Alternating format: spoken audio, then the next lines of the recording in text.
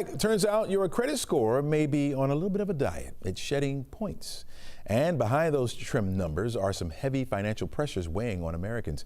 The Fair Isaac Corporation, or FICO, says its average score in the U.S. dipped to 715 this year, down 2 points from last year. And that's the biggest one-year drop since the Great Recession. Young borrowers took the brunt as Gen Z scores fell about 3 points, leaving their average at about 676, well below the national mark.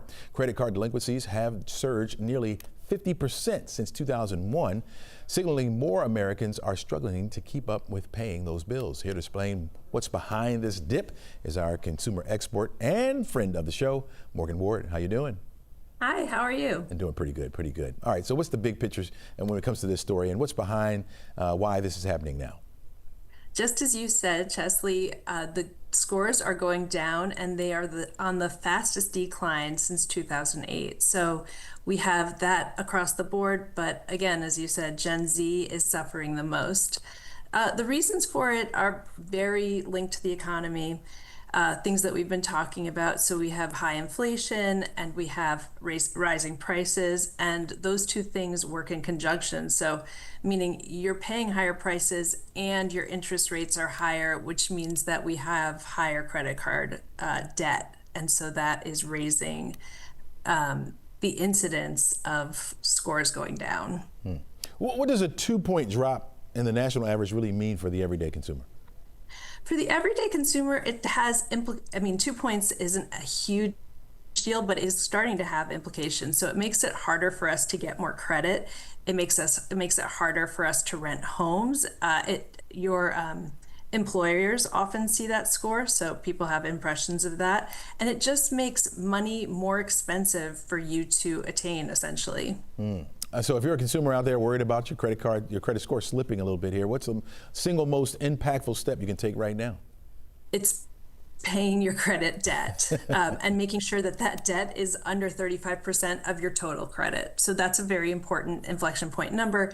When you have less than 35% usage of your credit, you tend to have a higher credit score. And then, of course, this disproportionately affects Gen Z for a bunch of reasons, but some of them being that they don't have a long credit history, and also they have been recently faced with all of these rising costs that are linked to the debt from schools, which they have started to have to pay these days. Is that what it is? When we talk about Gen Z, is it just the loan debt that they have? What really, I guess, mistakes should they avoid taking? Well, Gen Z has to be particularly mindful of making sure that they're paying their credit card debt because they have less credit in general, less credit history, and often less access to money. So even if they have a small amount in a sort of absolute way, that's probably a large proportion of the access that they have. But of course, now they are required to pay back their student loans, and that has caused some delinquencies as people have started to have to change and integrate that new cost into their oftentimes lower salaries. Looking ahead, do you expect the scores to keep sliding down, or do you think we're bottoming out here? I think that as interest rates decline and hopefully we see less sort of inflation in our pricing, I think that people will use their debt a little bit differently and people will be more likely to pay down their debt and not to accumulate quite as much. All right, last question here. It's got to be a quick one here. We got about 30 seconds left. Bottom line, what should Atlanta families be watching for as the credit scores dip? It's really important to be paying on time, and also just as important to try to keep that credit card debt low. So if you can possibly pay with your free cash, that would be the best decision right now. There it is. Morgan Ward. Thank you so much. Really appreciate it.